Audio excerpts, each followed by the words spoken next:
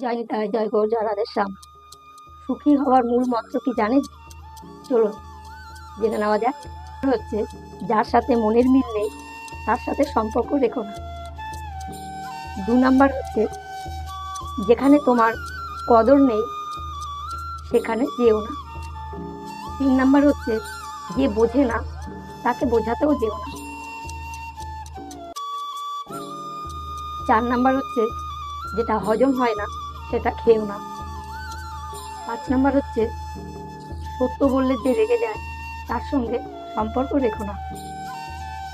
6 number হচ্ছে, তোমার চোখে যে নিচে নেমে গেছে তাকে আর উপরে তোলার চেষ্টাও করো না। 7 নাম্বার হচ্ছে, জীবনে সমস্যা আসলে কখনো ভেঙে পড়ো না।